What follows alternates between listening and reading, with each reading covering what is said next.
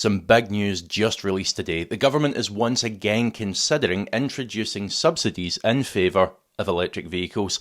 Let's take a quick look at the article, then we'll have a bit of discussion on it. Welcome back, by the way. Always a pleasure to have you. UK reportedly planning electric car loan subsidies to push sales. Ministers in talk with vehicle finance sector about making more low interest or interest-free loans available. Now, we all know what a tough year it was last year, 2024, for electric car sales, especially in the private sector, where I believe only 1 in 10 individuals actually purchased an electric vehicle. This is an interesting move, especially given the video that we released recently, wherein leasing firms were releasing warnings on used EV residuals and how it was hitting their business. Interesting. Let's read on. So the UK government is reportedly considering subsidising purchases of electric vehicles by guaranteeing consumer loans, as it looks at ways to boost sales that are failing to reach official targets. Ministers have started talks with the car finance sector on how to make more low interest or interest-free loans available to help consumers buy more EVs, according to the Financial Times.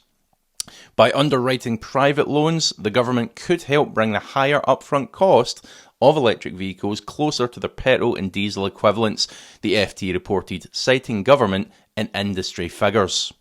I'll be blunt, to me this just seems like absolute madness, and it continues to fail to address the real reasons that people aren't buying electric cars. What this is a proposal for a proverbial plaster on a bullet hole. Firstly, if you don't have a driveway or somewhere to have a charger installed, as is the case for almost half of the UK, then you're going to be paying the eye-watering costs of public chargers.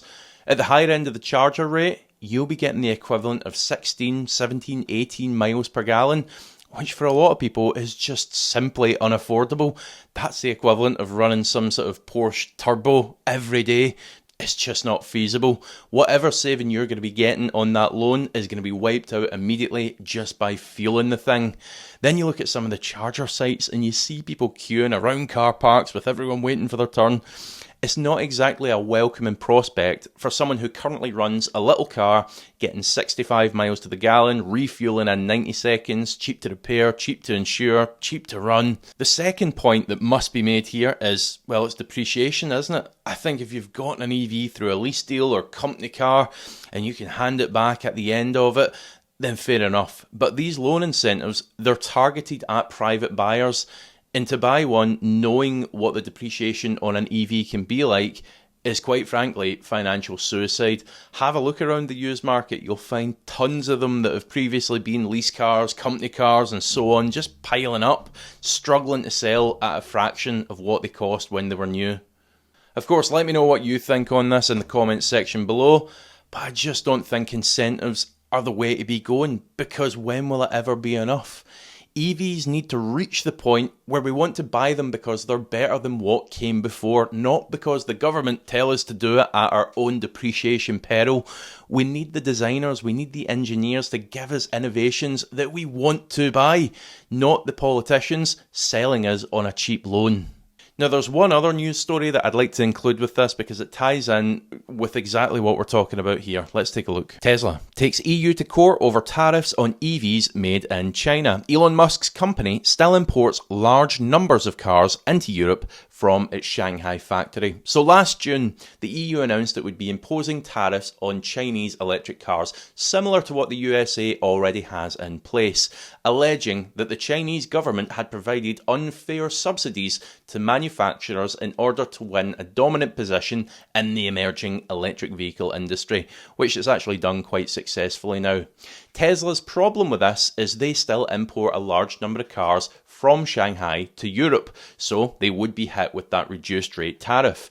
Now, of course, they're going to fight it. That's a given. They don't want to lose money, just like any other manufacturer.